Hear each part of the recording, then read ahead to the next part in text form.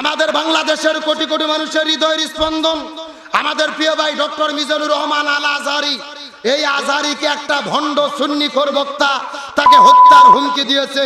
সাদিকুর রহমান নামে এক সুন্নিখোর ভণ্ড, সে হুমকি দিয়েছে যে আজহারিকে কতল করো, আজহারিকে হত্যা করো, আজহারির মাথা কেটে 3 ভাগ করতে পারলে 10 লক্ষ টাকার পুরস্কার দেওয়া হবে।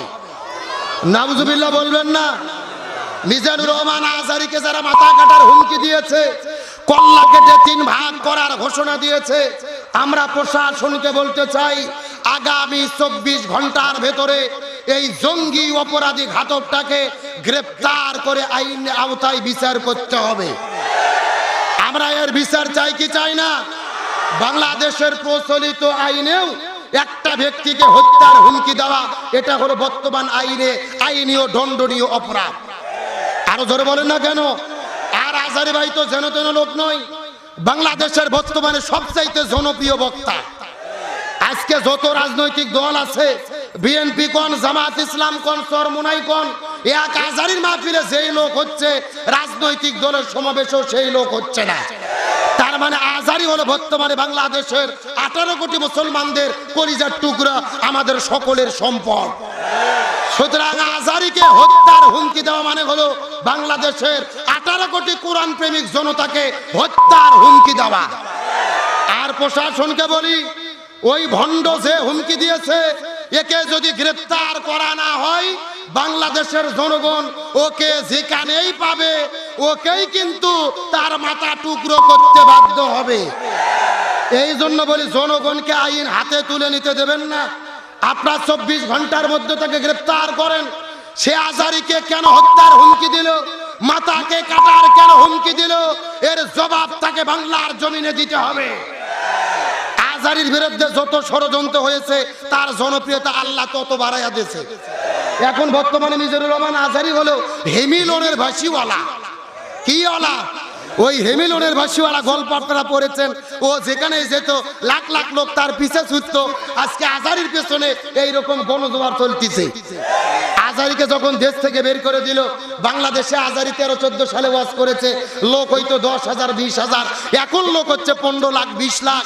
তার মানে আল্লাহ প্রমাণ করতে চাই, আলেমদেরকে দেশ ছাড়া করে, আলেমদেরকে হত্যা করে, আলেমদেরকে জেলেবন্দি করে কোরআনের গণজোয়ারকে বন্ধ করা যায় নাই।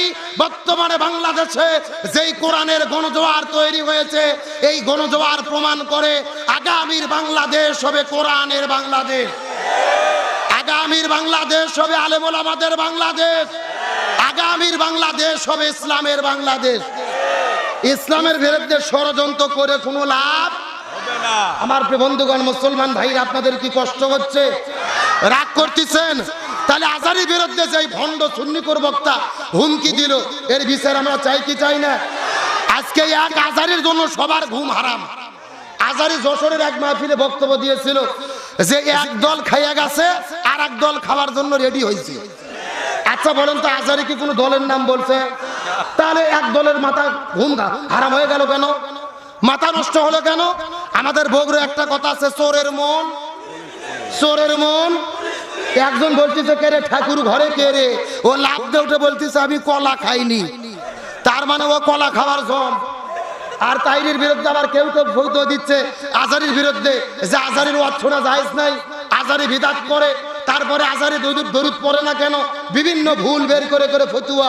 পরিষ্কার করে বলি, আজহারির বিরুদ্ধে যত ফতোয়া এসেছে, আল্লাহ তার জনপ্রিয়তা তত বাড়ায় দিয়েছে। আচ্ছা, আল্লাহ যদি কাউকে আকাশে উঠাতে চায়, পৃথিবীর সব মানুষ যদি তার পাও ধরে নিচে টান দেয়, নিচে নামাতে পারবে? জোরে বলেন, নিচে নামাতে পারবে? সুতরাং আজহারির বিরুদ্ধে ফতোয়া দিয়ে লাভ নেই। তারা ভাই, আমরা তিনি আমাদের ভাই। যদি ভুল হয় ইহতিসাব করেন, সমালোচনা করেন, তবে তার বিরোধিতা হিংসা করতে গিয়ে করেন না, কোনো লাভ হবে না। আল্লাহ যাকে কবুল করে, এর বিরুদ্ধে লেগে কোনো লাভ নাই। আজকে বাংলাদেশের মুসলমান আমরা একদল। আমরা যদি বাংলাদেশে কোরআন কায়েম করতে চাই, একতাবদ্ধ হওয়ার দরকার আছে না নাই? তার কারণ স্বৈরাচার কিন্তু বলতেছে, আমি বাংলাদেশের সীমানার কাছে আছি, যে কোনো সময় চট করে ঢুকে পড়তে পারি। আমরা বলতেছি, ম্যাডাম আসেন, আপনি চট করে ঢোকেন, আপনি চট করে ঢুকবেন, আর আমরা আপনাকে ফট করে আয়না ঘরে ঢুকে দেবো। এ কথা কোন না? কে রে ও শর্ট করে ঢুকবি, আমরা কি ফিডার খাবো? আঙ্গুর চুষবো? আমরা কোটায় ঢুকে দেবো? বুবু আইবা তুমি আইবা গো, এইবার আইসা বুবু ক্ষমতা পাইবা না। একটু জোরে বলেন, জোরে বলেন। বুবু আইবা তুমি আইবা গো, এইবার আইসা বুবু ক্ষমতা পাইবা না। খোঁজ নেই বুবু কাদের কাকার, অবস্থা খারাপ দরবেশ বাবার, আগুন আঙ্কেল এখন সামনে আসে না। নেতা কর্মী সব জেলের ভেতর, বুবু আছে ডরের উপর, কখন জানি আসে গ্রেফতারি পরোয়ানা। বুবু আইবা তুমি আইবা গো, এইবার আইসা বুবু ক্ষমতা পাইবা না। বয়স তোমার 80 বছর, ডাকছে বুবু তোমায় কবর, দাফন হবে কোথায় সেইটা ভাবলা না। বুবু আইবা তুমি আইবা গো, এইবার আইসা বুবু সিংয়ের বাইবান। কথা বলেন, কথা বলেন। আল্লাহর কোরআন বলেছে কুতিবা আলাইকুমুল কিসাস, জীবনের পরিবর্তে জীবন, হাতের পরিবর্তে হাত, পায়ের পরিবর্তে পা, চোখের পরিবর্তে চোখ। এই আয়াতের ডিজিটাল ব্যাখ্যা হলো আয়না ঘরের পরিবর্তে আয়না ঘর। আরো জোরে বলেন। সুতরাং বর্তমান সরকারকে বলবো, ওই স্বৈরাচারের দোসরদেরকে আর জেলে বন্দি রেখে জামাই আদর করলে হবে না, এদের প্রত্যেককেই আয়না ঘরে বন্দি করে রাখতে হবে। তার কারণ বলেন তো, আয়না ঘরকে আমরা তৈরি করেছি না ওরাই করেছে? আমাদের প্রিয় ভাই ব্রিগেডিয়ার আমান আজমি, ব্যারিস্টার আরমান 13 বছর ধরে আয়না ঘরে বন্দি করে রেখেছে। সূর্যের আলো দেখতে দেয়নি, বাইরের বাতাস দেখতে দেয়নি, এমনকি আজান যখন হতো বক্সে গান বাজায়া আজান পর্যন্ত শুনতে দিত না। সুতরাং ওই আয়না ঘরে এদেরকে রাখলে বুঝতে পারবে ঠেলা আর পেয়ালা কাকে কয়। আলোচনা কি চলবে? শেষ পর্যন্ত থাকবেন তো ইনশাআল্লাহ? দেখি কারা কারা থাকবেন না, হাত তোলেন তো। সত্য সত্য কারা কারা থাকবেন হাত উঠান। সভাপতি হাত উঠান দেখি। লিল্লাহে তাকবীর। সাউন্ড হয় না, হাত টান টান উঠান দেখে। মুরব্বি মুরব্বি হাত উঠান। ছেলে হাত উঠান দেখে। সবাই একটু গলা কাকার দান তো দেখে। লিল্লাহে তাকবীর।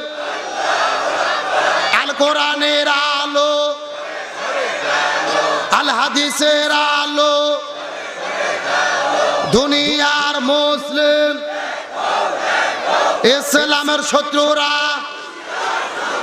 কোরআন আছে যেখানে, হাদিস আছে যেখানে, লিল্লাহে তাকবীর। আলহামদুলিল্লাহ বলেন। আপনারা সবাই কিন্তু হাত তুলে ওয়াদা করলেন শেষ পর্যন্ত থাকবেন। এখন না থেকে যদি উঠে চলে যান, ওয়াদা ভঙ্গ করা কিসের লক্ষণ? আপনারা কি মুনাফিক হতে চান? মুনাফিক হতে চান কি চান না, এটা মুনাজাতের আগে বোঝা যাবে। জোরে বলেন, কিসের আগে? মুনাজাতের আগ পর্যন্ত লক্ষ্য করে দেখেন কারা কারা উঠে উঠে চলে যায়। যারা যারা উঠে যাবে মনে করবেন এরা হলো ওই গ্রুপের লোক। আল্লাহ তাআলা আমাদের শেষ পর্যন্ত থাকার তৌফিক দিক, বলেন আমিন। আসেন মূল আলোচনার দিকে।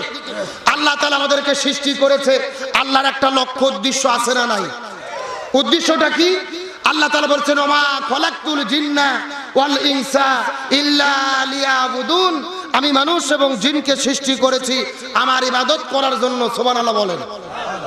আজকের আলোচনার মেইন টপিক হলো আল্লাহর কাছে সবচেয়ে প্রিয় আমল কোনটি, আল্লাহর কাছে সবচেয়ে প্রিয় ইবাদত কোনটি। আপনাদের ঠাকুরগাঁও জেলার মানুষের ধারণা নামাজ পড়ার নাম ইবাদত, হজ করার নাম ইবাদত, জিকির করার নাম ইবাদত, নামাজ রোজা হজ যাকাত অবশ্যই ইবাদত। তবে আল্লাহর কাছে সবচাইতে প্রিয় আমল হলো, প্রিয় ইবাদত হলো এই জমিনের ভেতরে কোরআন প্রতিষ্ঠার আন্দোলন করা, ইকামতে দ্বীনের কাজ করা, কোরআন বিজয়ের আন্দোলন করা। এখন আপনাদের মনের মধ্যে প্রশ্ন থাকতে পারে, হুজুর সারা জীবন আমরা শুনলাম নামাজ রোজা হজ যাকাত এগুলো হলো আসল ইবাদত, আর আপনি বলতেছেন দ্বীন কায়েমের আন্দোলন এটাই হলো আল্লাহর কাছে সবচেয়ে প্রিয়, কারণটা কি? যুক্তিগুলো ভালো করে বোঝেন। বর্তমানে বাংলাদেশের তাবলিগ নামে একটা দল আছে না নাই? মসজিদে মসজিদে যাই মানুষদেরকে দ্বীনের পথে ডাকে। ভাই নামাজ পড়েন, বহুত ফায়দা, বহুত নেকি। আচ্ছা বলেন তো তাবলীগের কি কোনো বিপদ আপনাদের এলাকাতে আছে? নাই। আচ্ছা বলেন তো বাংলাদেশে জিকির পার্টি আছে না নাই? কথা কয় না। আরে ভাই বাংলাদেশে যত জিকির চলে, এত জিকির পৃথিবীর কোনো দেশ চলে না। যেই রকম পীর ওই রকম তরিকা, ওই রকম জিকির, আছে না নাই?